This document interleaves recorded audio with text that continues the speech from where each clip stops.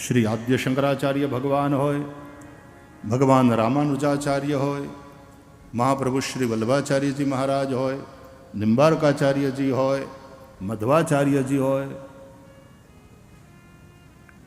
સૌએ અલગ અલગ મત પોતાના શાસ્ત્રને આધારે મૂક્યા છે. અને એ જ રીતે સહજાનંદ સ્વામી મહારાજે સેવાની પરંપરામાં તો કે વલ્લભ સંપ્રદાયની અનુસાર દર્શન બોલે રામાનુજાચાર્યજીનું જે વિશિષ્ટાદ્વૈત દર્શન છે એ અમને માન્ય છે. આવું સ્પષ્ટ બધું માર્ગદર્શન સહજાનંદ સ્વામી મહારાજે કર્યું છે.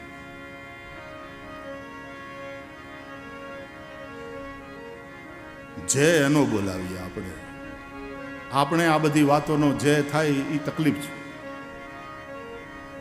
બોલ લક્ષ્મીનારાયણ દેવની જય, રાધા કૃષ્ણ દેવની જય, નરનારાયણ દેવની જય, દ્વારકાધીશ ભગવાનની જય, શ્રી વૃંદાવન બિહારી લાલની જય, સહજાનંદ સ્વામી મહારાજની જય. જય થાવ, જય થાવ, ધર્મની જય થાવ, સદભાવની જય થાવ. સાવધાન સાવધાન, સંભલો સંભલો સંભલો. પુસ્તકો થોડા બદલાવવા પડે તો બદલાવો. ચોપડા હરખી રીતે. એટલે તથ્ય છે, એમાં કોઈ સવાલ નથી, એ ઇતિહાસ છે. અને કેટલી સરસ વાત કહેવાય કે ગુણાનિતાન સ્વામી પધારે, જલારામ બાપા એને પોતાને ત્યાં અન્ન ક્ષેત્રમાં લઈ જઈ પ્રસાદ. આ આપણી ગૃહસ્થોની પરંપરા, ગૃહસ્થ ભક્તોની, ગૃહસ્થ સંતોની પરંપરા. કેવા વિરક્ત સંતો પ્રત્યે અનુરાગ. બાપુ પધારો, સ્વામી પધારો, આપ પ્રસાદ લે. અને ત્યાં પ્રસાદ લે ને સામેવાળાનો એવો ભાવ જુએ એટલે સાધુ પુરુષ આશીર્વાદ પણ આપે. પણ આપણે જો એમ બતાવવાની કોશિશ કરીએ કે આ બધું અમારે લીધે, ત્યાં તકલીફ થાય. તકલીફ ત્યાં છે, બીજો વાંધો નથી. ભાવમાં કંઈ વાંધો નથી. વારંવાર ભૂલ નહીં કરો યાર. વારંવાર હાથ જોડીને પ્રણામ સાથે પ્રાર્થના. સનાતનનો મહત્વનો સંપ્રદાય છે આપણો. ખૂબ કામ દેશ વિદેશમાં કર્યું. સહજાનંદ સ્વામી મહારાજે જે કહ્યું છે એ મુજબ કરો, એ મુજબ કરો, એ મુજબ ચાલો. અમે માનીએ ધર્મ એમ નહીં, ધર્મ કે એને માનો. ભગવાન સહજાનંદ સ્વામી મહારાજે કહ્યું છે એને માનો, એ વાતને માનો. કૃષ્ણ પરમાત્માએ આપણને જે કહ્યું છે ભગવદ્ ગીતામાં એ માનો. અમે માનીએ એ ધર્મ એમ નહીં. તસ્માત શાસ્ત્રમ પ્રમાણંતે કાર્ય વ્યવસ્થિત. શાસ્ત્ર પ્રમાણ છે. અને ભગવદ્ ગીતા એકમ શાસ્ત્રમ દેવકી પુત્ર ગીતમ. કોઈ એકને પકડી રાખો, ભગવદ્ ગીતા પકડી રાખો, એકે હજારા. એકો દેવો દેવકી પુત્ર એવ. અનન્ય ભાવથી દેવકી પુત્ર શ્રી કૃષ્ણને ભજો છો તો શ્રી કૃષ્ણને ભજો. ભોળાનાથને ભજો છો તો ભોળાનાથમાં પૂરી શ્રદ્ધા. એ તમારા માટે સર્વોપચારી, સર્વોપરી અને સર્વાવતારી ભોળાનાથ.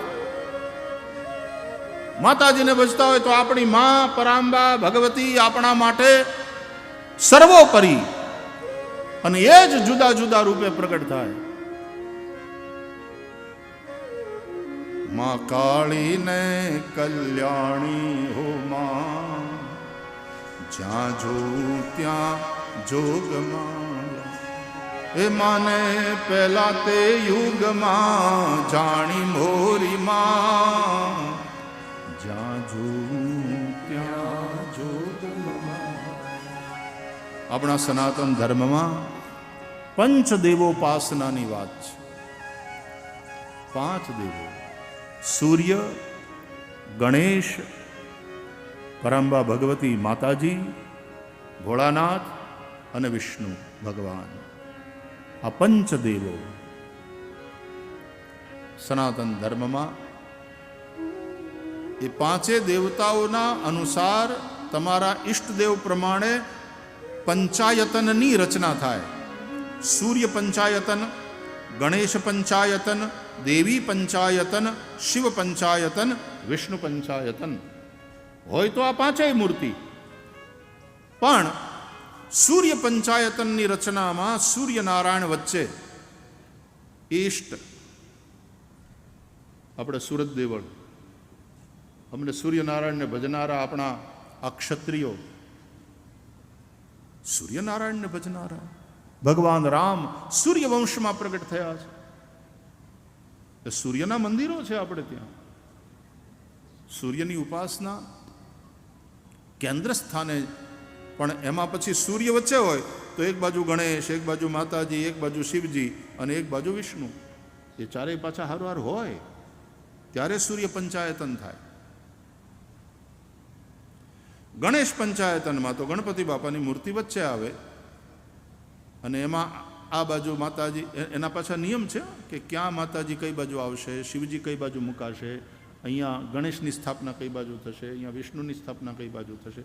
માતાજી વચ્ચે આવે એટલે દેવી પંચાયતનની રચના થાય. એ જ રીતે શિવ પંચાયતન હોય તો શિવ વચ્ચે, શિવ સર્વોપરી અને શિવ સર્વાવતારી.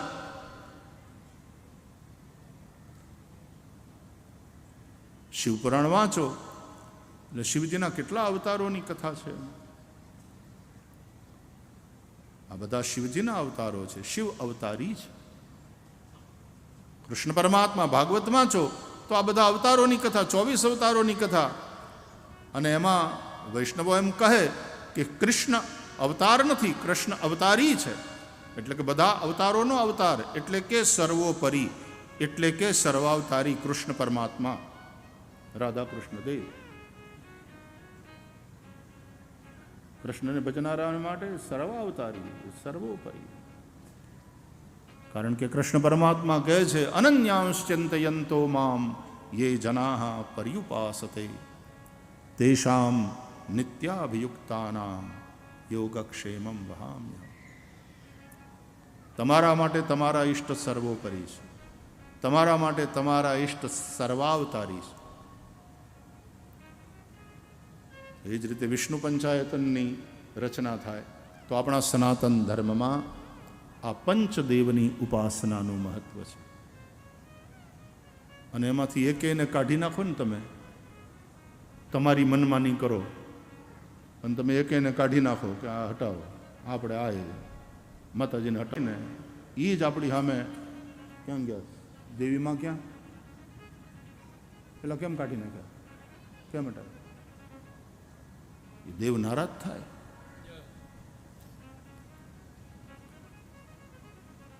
સહજાનંદ સ્વામી મહારાજની કેટલી સમજદારીપૂર્ણ અને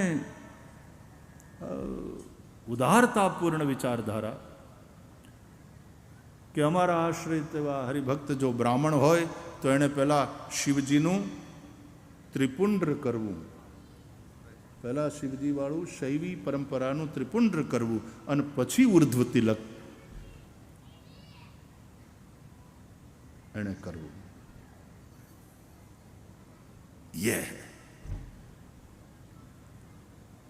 આપણા મહાપુરુષો પ્રત્યે વફાદાર રહી, એમની વાણી એના પ્રત્યે વફાદાર રહી અને આપણે સાધના કરવાની છે, શ્રદ્ધા રાખવાની છે. તો બહુ સારું જ છે બધું. બહુ વિવાદ જાગે એવું નહીં બોલો ને પ્લીઝ, પ્લીઝ કેવું પડે ને. બીજું આ બધું આવું થાય એ સનાતન માટે સારું નથી. એટલે તમે સમજો ને વાલા, સમજો નહીં તો આવડા કોક સમજાવશે તમને, એના કરતા સમજો ને.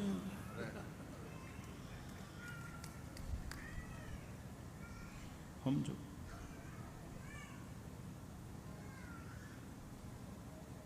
સમજદાર માણસ શાનમાં સમજી જાય, પછી વારંવાર ભૂલનું રિપીટેશન ન થવું જોઈએ. ભગવાન આપણને બધાને સદભાવ આપે, આપણને બધાને તમે સમજાય છે ને હું આજે બોલું છું, આપણને બધાને કે આપણે પરસ્પર હેતવાળા થઈએ, એકબીજાની ભાવનાને સમજીએ અને આદર કરીએ અને આપણે આપણા નિષ્ઠ આપણા ઈષ્ટમાં નિષ્ઠા અને આપણા પંથમાં આપણી દ્રઢ શ્રદ્ધા એ ટકાવી રાખીએ. પણ કોઈને ઉતરતા ચિતરવાનો પ્રયાસ ન કરે. ખાલી આટલી વાત. તો દેવી માના ભક્તો માટે દેવી માં સર્વોપરી છે. ભગવત્યા કૃતમ સર્વમ ન કિંચિદ અવશિષ્યતે. દેવી જ પરાંબા ભગવત. તો તત્વ એ એક જ છે અને એક જ તત્વના આ જુદા જુદા રૂપ. આવું સ્પષ્ટ રીતે વેદોએ, ઉપનિષદોએ, પુરાણોએ આપણને સમજાવ્યું છે. સાધુ સંતોની વાણીમાં આપણને આ જ સાંભળવા મળે છે.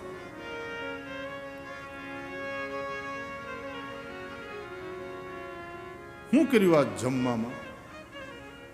લાડવા. લાડવા કર્યા એમ કહીએ ખરા? એકલા લાડવા હોય? જમવા બેહો એટલે એકલા લાડવા?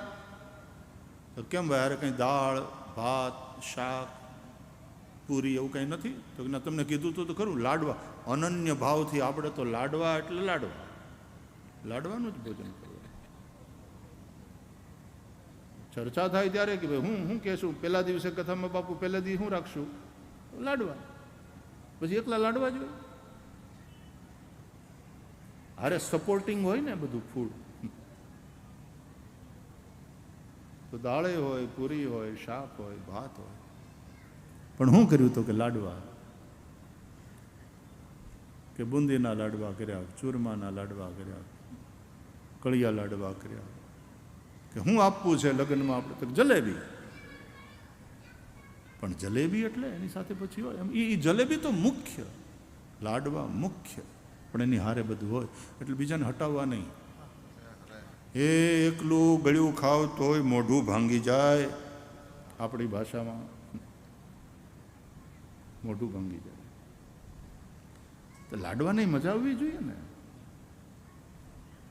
અમારે હળવદિયા લાડવા, એની સાઇઝ પણ આમ એક્સ્ટ્રા મોટી હોય.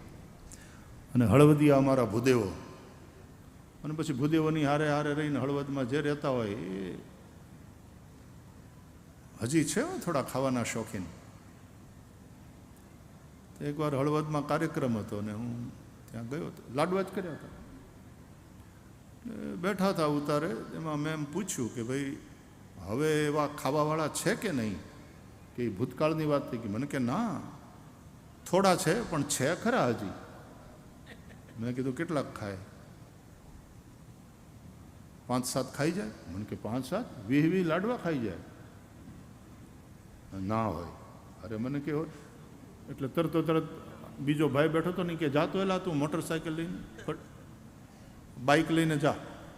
એણે નામ લીધું એક ભાઈનું, એને બોલાયા. અને બીજાને કીધું તું બાઇક લઈને જા અને ત્યાંથી રહોડેથી લાડવા લઈ આવે. તો એ ડોલ ભરીને લાડવા લઈ આવે. અને ઓલો બીજો બાઇકવાળો ગયો હતો ને, એ જે ભાઈને બોલાવવાના હતા, ડેમોન્સ્ટ્રેશન કરવાનું હતું, તો એને બાઇક ઉપર કે હાલો તમને બોલાવે ભાઈશ્રીના ઉતારે. શું કામ છે? તો કંઈક ખાવાની વાત હાલતી હતી. એ આવ્યા. હવે જમીન ઊભા થયા હતા ત્યાં પંગતમાં, પણ એને બોલાવ્યા એટલે તરત આવ્યા બાઇક ઉપર. આવીને જય શ્રી કૃષ્ણ કર્યા, પ્રણામ કર્યા. એને કહેવામાં આવ્યું કે ભાઈ ભાઈશ્રી જ્યારે વાત હાલતી હતી, હજી ખાવાવાળા બહાદુરો પડ્યા છે એટલે તમને યાદ કર્યા અને તને બોલાવવા માટે મોકલ્યો. એટલે તારે હવે જરાક લાડવા આરોગવાના છે ભાઈશ્રીની સામે. અરે મેં કીધું નહીં ભાઈ તને એ ઓલો કહે પાછું હું તો ભાઈ જમીને આવ્યો, જરાક વધારે જમાઈ ગયું. પાછો કે જમીને આવ્યો. હવે જે ખાતા હોય ને પાછા બધા આગ્રહ કરે ને કે લે લે લે મારા હમ એક. એ કે જરા હરખું જમાઈ ગયું છે. તો એ કે હું કરત પણ હવે એ કે જમીને આવ્યો. ત્યાં ઓલો કે અરે એમ કાંઈ હોય આપણી આબરૂ જાય, તારું ખાસ નામ લઈને તને બોલાવ્યું હોય ભાઈશ્રીની સામે. તારે જો લાડવાએ મગાવી લીધા ડોલ ભરીને. તો બહુ કીધું ને એને 2-3 વાર તો કે તો લાવો લ્યો એમ કરીને બેસી ગયો. એટલે મને એમ થયું કે હવે આ જમીને આવ્યો છે, પાછું એમ કહે છે કે જરા હરખું જમાણું છે, કેટલા ખાશે વધી વધીને. તો પાછો કે ભાઈ એકલા લાડવા નહીં, દાળ એક વાટકો ભરીને દાળ લાવજો. જો લાડુ ભટ્ટ ચેમ્પિયન, એને લાડુ ખાવામાં ચેમ્પિયનશિપ લીધે, પણ દાળ જોઈએ એમ માતાજીને કાઢી ન મેલાય, દાળ જોઈએ. બેઠો, મારી સામે 12 લાડવા ખાધા. લાડવા ખાતો જાય અને ઓલા દાળમાંથી આમ લઈ થોડું વાતું થતી જાય, આનંદ થતો જતો હતો, ઓલો ખાતો જતો હતો. પછી જમીને આવ્યો તો, હારીપટ જમીને આવ્યો તો, 12 લાડવા ખાધા પછી મને અહક થવા માંડ્યું એને જોઈને. એટલે મેં એમ કીધું કે ભાઈ, પેલા ભાઈને કીધું કે હું માની ગયો કે ખરેખર ખાઈ શકે. મને કે નહીં. એટલે મેં કીધું એને ખાવું હોય તો ભલે, પણ હું મને કે નહીં, હજી ખાશે. કેમ? તો એ કે તમે બહુ કહેતા હોય તો ખાઓ. તો એણે ચાલુ રાખ્યું. તો મારી સામે 15-17 લાડવા ખાધા એણે, પણ બોલ્યો શું? અરે દાળ જોહે.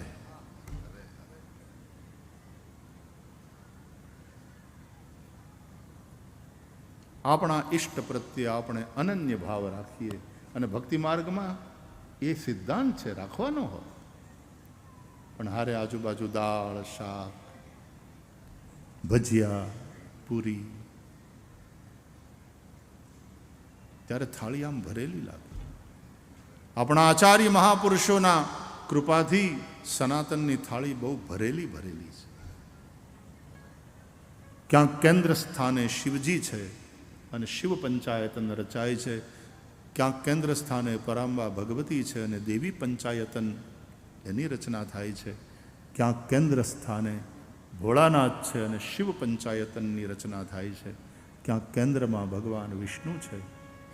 અને વિષ્ણુના જુદા જુદા સ્વરૂપો, કે રામ રૂપ હોય, કે કૃષ્ણ રૂપ હોય, કે નરસિંહ રૂપ હોય, અને એ રીતની રચના થાય છે. આપણા ઋષિઓએ બતાવેલા માર્ગે આપણે ચાલીએ. આપણા બહુ પ્લાનિંગ ને, આપણી બહુ બુદ્ધિ ને, આપણા એજન્ડા ને, આપણા એ બધું કરવામાં ગડબડ થાય. ઋષિઓએ અને આચાર્ય મહાપુરુષોએ આપણને જે માર્ગ બતાવ્યો એ માર્ગે ચાલવું. उसी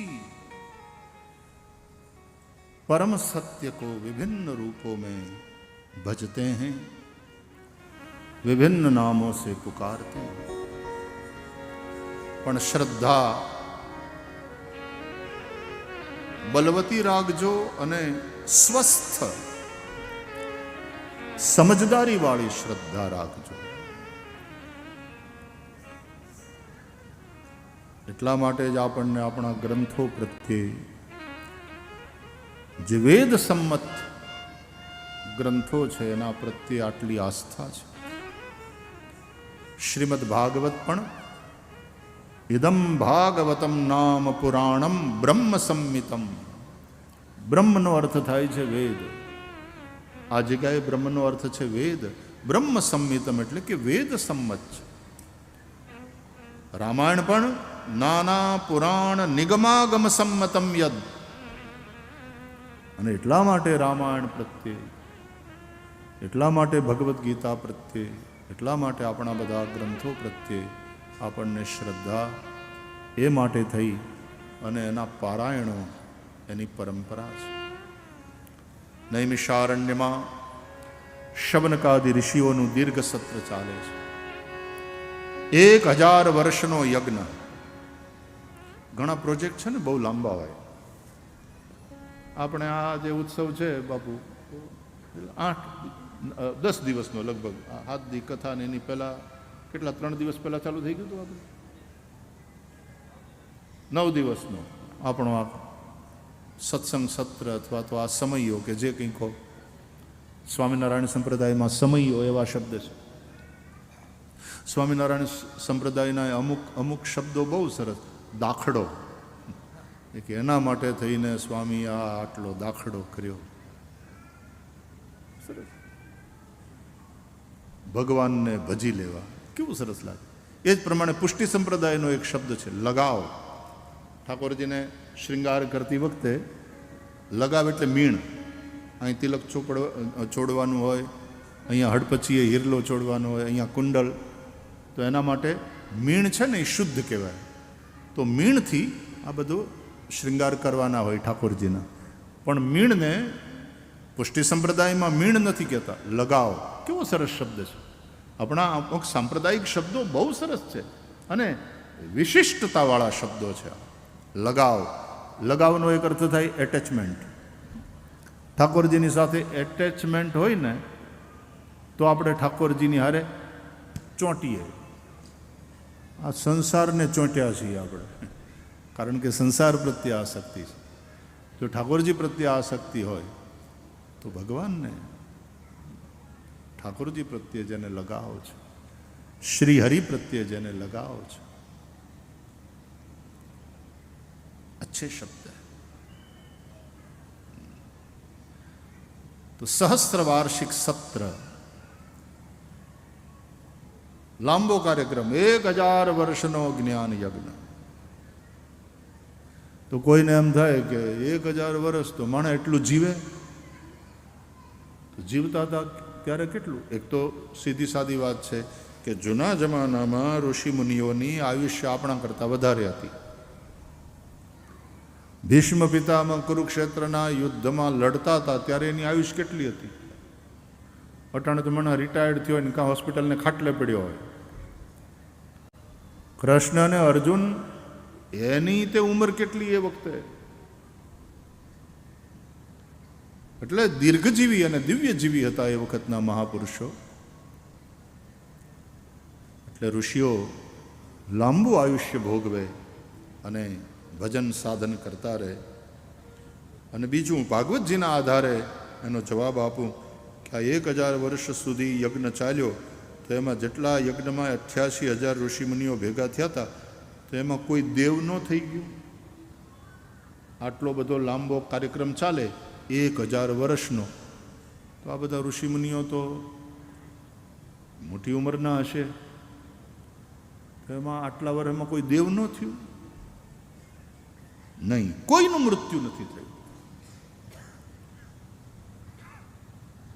ભાગવતમાં લખ્યું છે વ્યાસજીએ કે મૃત્યુના દેવ યમ, એ યમને આ ઋષિઓએ નૈમિષારણ્યમાં જે યજ્ઞ ચાલતો હતો એમાં શામિત્ર કર્મમાં નિયુક્ત કર્યા છે કે આ જવાબદારી તમારી, આ તમારે આ કાર્ય કરવાનું.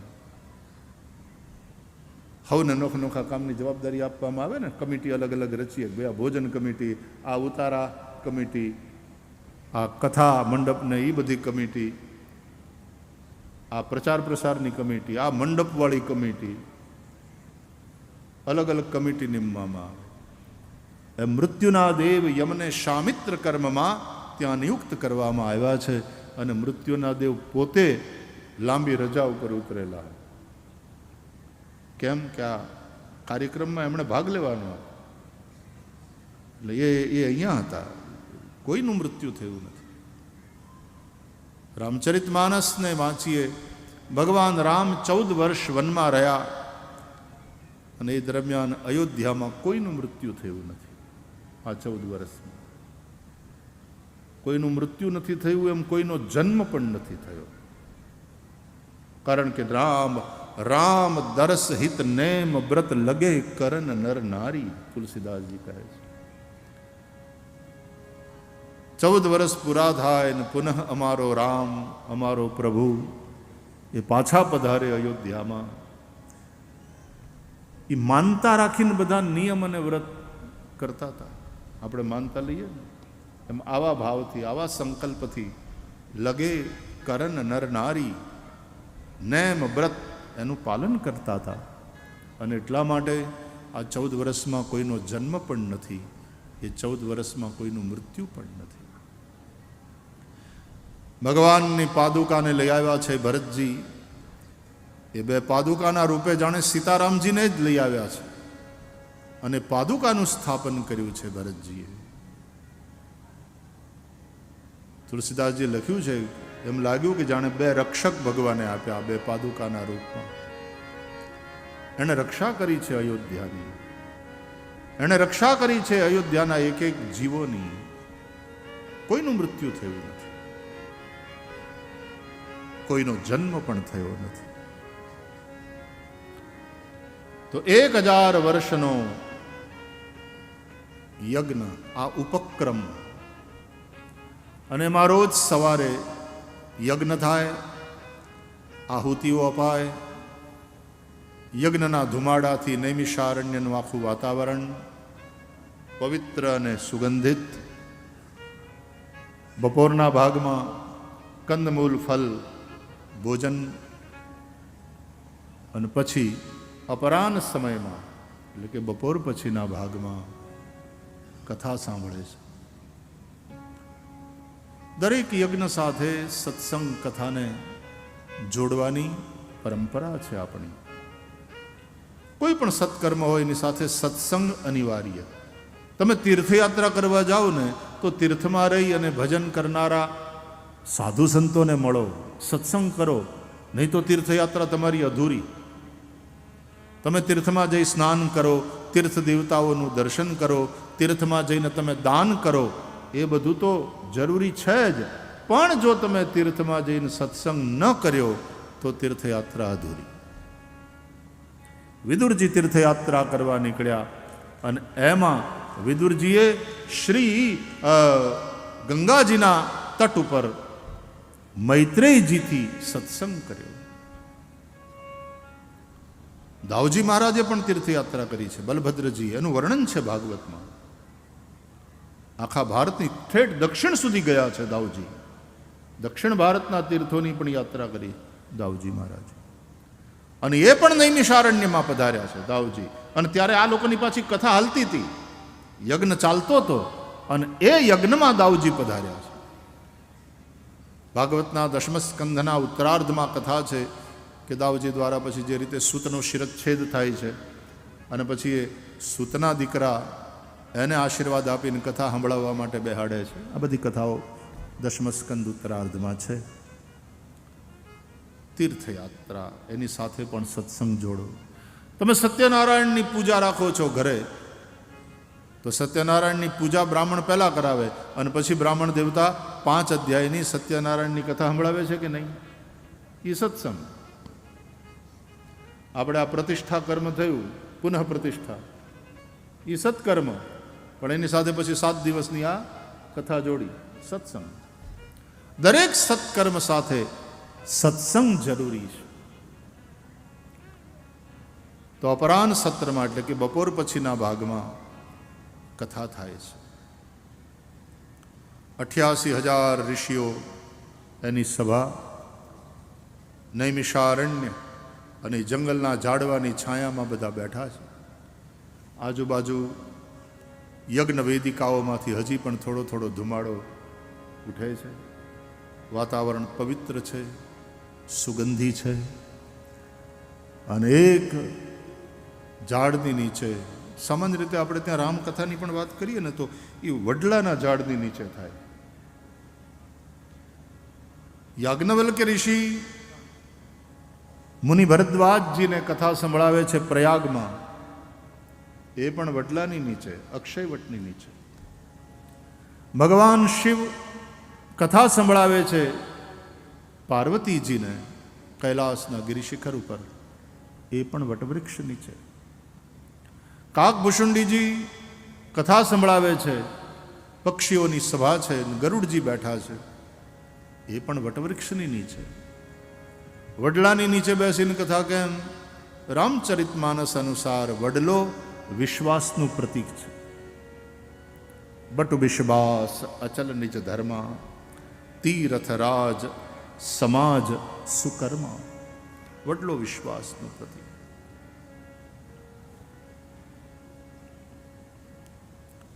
વિશ્વાસની છાયામાં બેસીને કથા થાય. અથવા તો મહાદેવ કથા કરે તો સ્વયં વિશ્વાસ બોલે છે, કારણ કે મહાદેવ વિશ્વાસનું ઘનીભૂત રૂપ છે.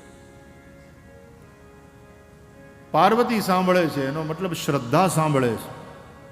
બહુ સીધો સાદો અર્થ છે કે વિશ્વાસ બોલે અને શ્રદ્ધા સાંભળે ત્યારે જ્ઞાન યજ્ઞ સંપન્ન થાય. વક્તામાં વિશ્વાસ બોલે અને શ્રોતાઓમાં શ્રદ્ધા સાંભળે તો શ્રદ્ધાવાન લભતે જ્ઞાનમ.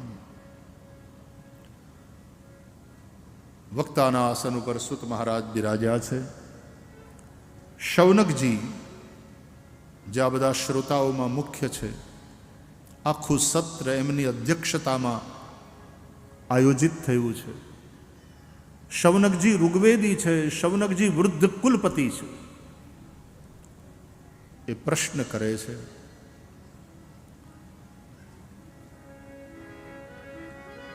અજ્ઞાનધ્વાંત વિધ્વંસ કોટિ સૂર્ય સમપ્રભ હે સૂત આખ્યાહિ કથા સારમ સૂતાખ્યાહિ કથા સારમ મમ કર્ણ રસાયનમ. સંબોધન જુઓ, વક્તા પ્રત્યેનો આદર જુઓ.